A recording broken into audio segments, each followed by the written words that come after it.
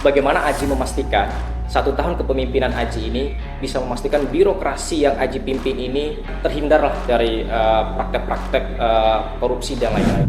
Ibaratnya saya ini sekarang ini ada satu kapal ya, saya sekarang menjadi kapten yang baru di sini. ABK anak buah kapal ini perlu kita lihat juga. Jadi mungkin ABK itu membawa kapal atau oleh-oleh sedikit ya, kita cari ABK yang bisa bagaimana bisa berjalan lurus. Ya, Assalamualaikum warahmatullahi wabarakatuh guys.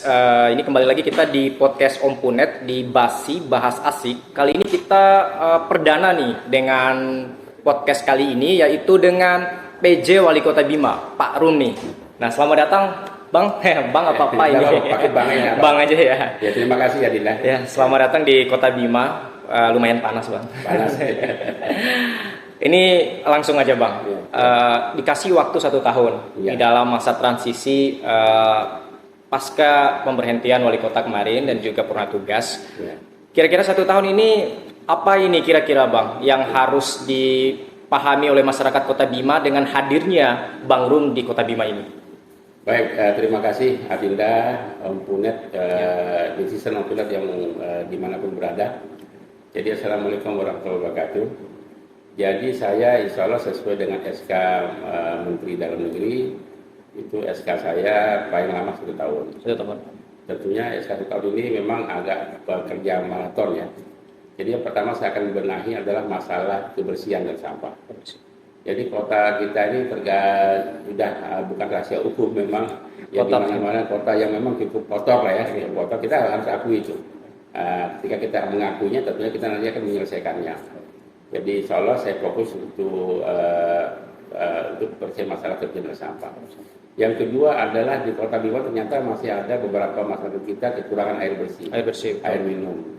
Nah, ini kan agak ironis juga, kota tidak memiliki air minum atau air bersih. Ini seolah-olah ini tingkat desa ataupun kecamatan. Padahal ini kota. Ini kota. Oleh karena itu saya langsung 1 hari setelah saya dilantik, saya ketemu sama Kepala Balai Cipta Karya yang ada di Mataram, minta untuk backup masalah bagaimana pengadaan untuk air minum yang ada di Kota Bima.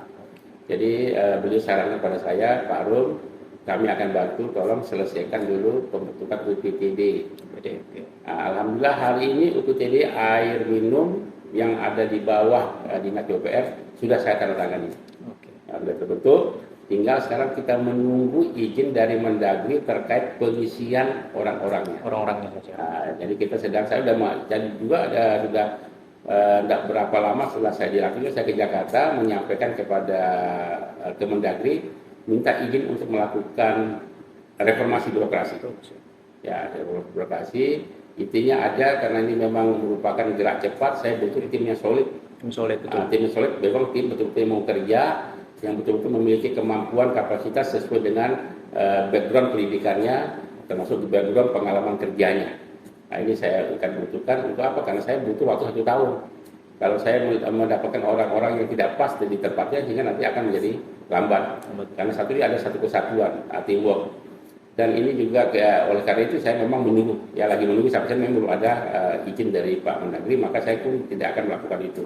Walaupun ada beberapa orang mengatakan segera melakukan peninjauan mutasi terkait dengan peristiwa pelantikan tanggal 25 September. Nah, oke lah kalau itu dikatakan salah ya memang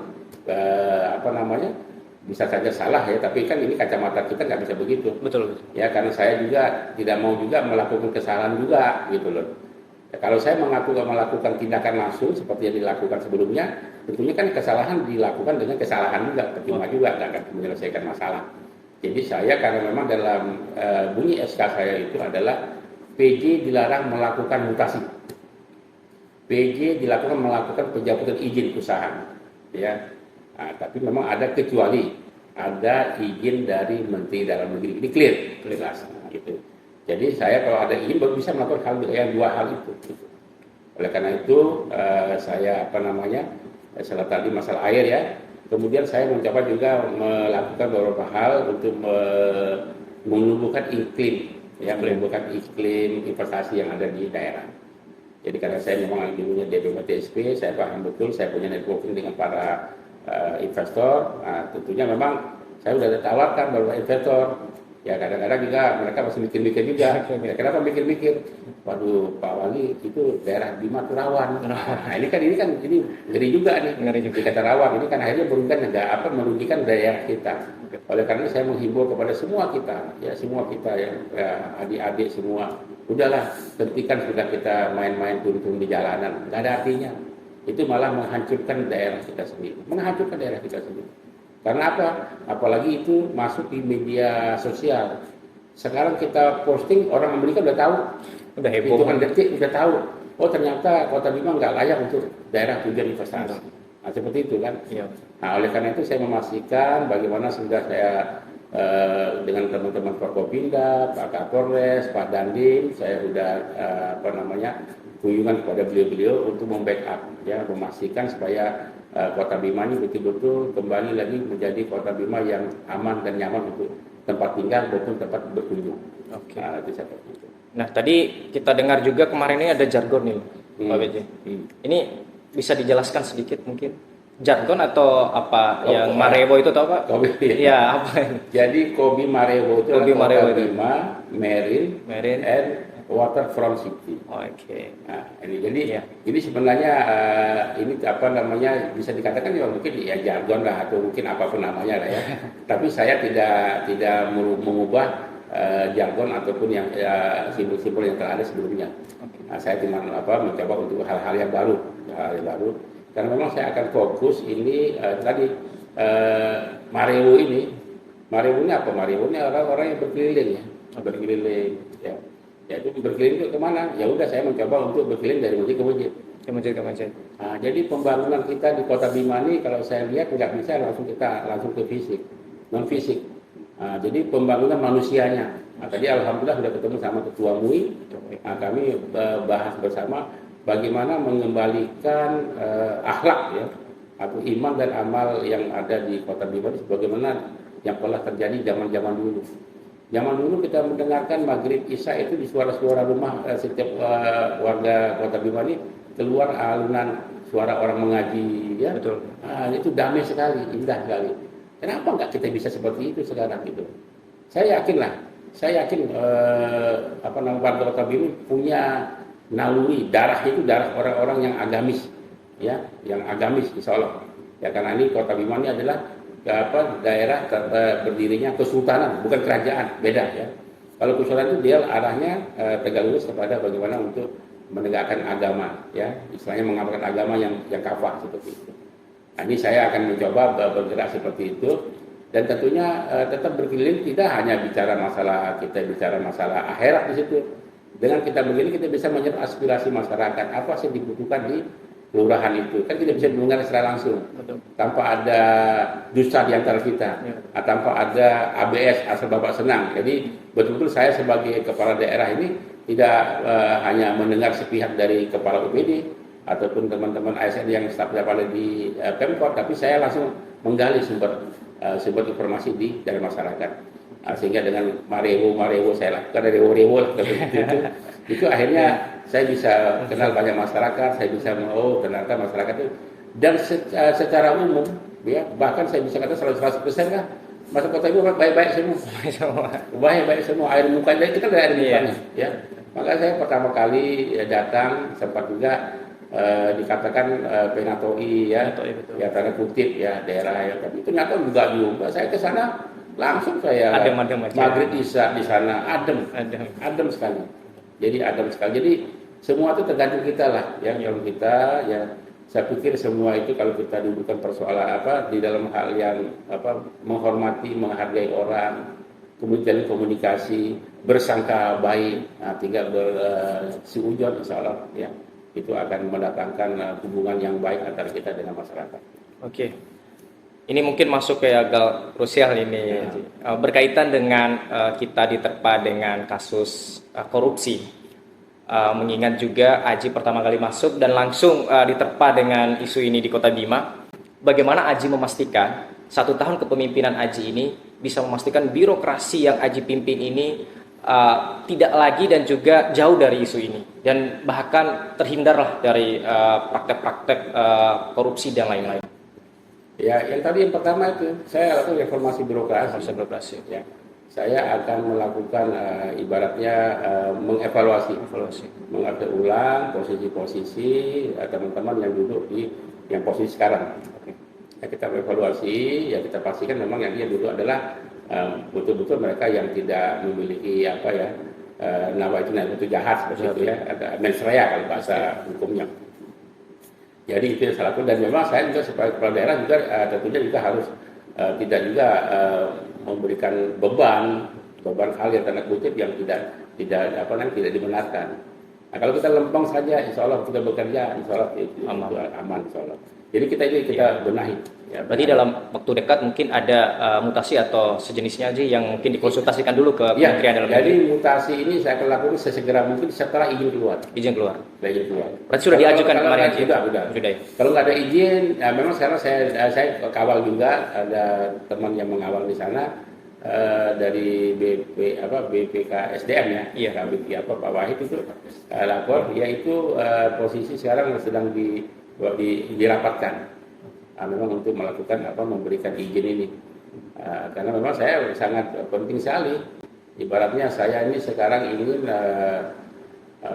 ini ada satu kapal ya, saya sekarang menjadi kapten yang baru di sini ya. ABK anak buah kapal itu perlu kita lihat juga ya. Sebelumnya mungkin ABK itu membawa kapal juga agak oleh-oleh sedikit ya, kita cari ABK yang bisa bagaimana supaya bisa berjalan lurus.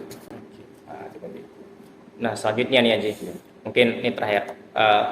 Bagaimana mungkin ada cara-cara ataupun trik dari Aji untuk memastikan psikologi dari ASN kita yang ada di Kota Bima ini pasca diterpa oleh isu korupsi mungkin Aji. Ya itu saya himbau ya kepada semua ASN yang ada, pertama makmurkan masjid. Ya, bersihkan hati. Insya Allah kalau sudah ke masjid, insya Allah hatinya bersih. Ya, hati bersih, dan dia tidak akan malu untuk melakukan satu hal, melakukan hal-hal yang tidak terpuji. Karena yang dia yakin bahwa Allah yang mengawasi dia, bukan menjabat wali kota, tapi Allah yang mengawasi. Itu jadi sih. Dan saya juga memberikan motivasi kepada para ASN, jangan khawatir di era saya atau tidak ada cawe-cawe, tidak ada jual beli jabatan. Tidak ada. Jadi Anda bekerja bagus, punya kompetensi, pangkatnya cocok, ya, kemudian itu bisa kita promosikan. Nah, jadi betul-betul saya kedepankan DUK, ya. Daftar urutan kepangkatan, bukan DUK, daftar urutan kedekatan. Nah, jadi kita profesionalisme kita kedepankan. Jadi saya sudah begitu kepada teman-teman ASN, jangan khawatir di era saya kalau Anda memang orang baik, ya, Anda punya kemampuan, Anda punya kepangkatan yang cukup, akan promosi jabatan lebih baik, lebih tinggi lagi. Ini terakhir aja penutup ini. Mungkin ada yang ingin disampaikan di masyarakat Kota Bima atau penonton Om Punet berkaitan dengan mungkin ajakan kerjasama atau apa untuk sama-sama dengan masyarakat dalam mensukseskan 1 tahun menjelang pemilu ini aja. Bagaimana? Baik, saya menghimbau, sangat mengharapkan kepada warga Kota Bima ya untuk sama-sama kita menjaga kondisivitas daerah kita, karena ini kita memasuki tahun politik. Ya. Dan saya sangat mengharapkan semua peran serta daripada warga kota untuk mensukseskan pemilu 2024. Baik itu pemilu pemilihan presiden maupun pemilu legislatif, dan nanti ada pilkada yang insya Allah mungkin di akhir November ke September 2024 ini. Dan jangan lupa datang ke TPS tanggal 14 Februari 2024 untuk menyalurkan aspirasi suaranya. Masalah perbedaan pilihan hal yang biasa, jangan dibesar-besarkan, ya. Kemudian juga mungkin beda partai juga jangan dibiarkan. Yang jelas kita jadi satu persatuan kita, karena apapun itu ini sebenarnya adalah semacam semacam gembira ya. Kita bergembira ria ya. Ya nanti siapapun yang terpilih itu kita sama-sama kita samin Allah. Perbedaan hal biasa. Hal yang biasa berbeda. Mungkin ada lagi tambahan aja. Ya, mungkin itu aja ya. Terakhir ya memang kalau mau saya minta mari kita makmurkan masjid. Mungkin inilah podcast singkat kita dengan PJ Wali Kota Bang Rum ini yang luar biasa. Tadi kita sudah beberapa kita ulik ya. Mungkin dari kemarin ini tanya-tanya di Instagram kita berkaitan dengan tanya dong bagaimana PJ ini berkaitan dengan korupsi dan segala macam, tapi udah tuntas nih. Akan ada mutasi dalam waktu dekat dan supaya yang mengisi jabatan-jabatan strategis itu adalah orang yang tepat dan terhindar dari masalah sogok dan lain-lain begitu. Mungkin itu aja teman-teman. Mungkin nanti Jadi mungkin perlu di stressing mutasi setelah menunggu izin menteri. Setelah menunggu izin menteri nanti baru dilakukan mutasi ya, begitu. Karena PJ ini sendiri tidak bisa melakukan sesuatu hal di luar SK yang sudah di SK-kan kemarin selain ada izin dari Kementerian Dalam Negeri. Mungkin itu aja teman-teman. Nanti siapa lagi tokoh-tokoh nasional, tokoh lokal yang bisa kita podcast, tulis di kolom komentar ya. Mungkin itu aja. Sekian dan terima kasih. Assalamualaikum warahmatullahi wabarakatuh. Waalaikumsalam warahmatullahi wabarakatuh. Terima kasih Haji. Terima kasih.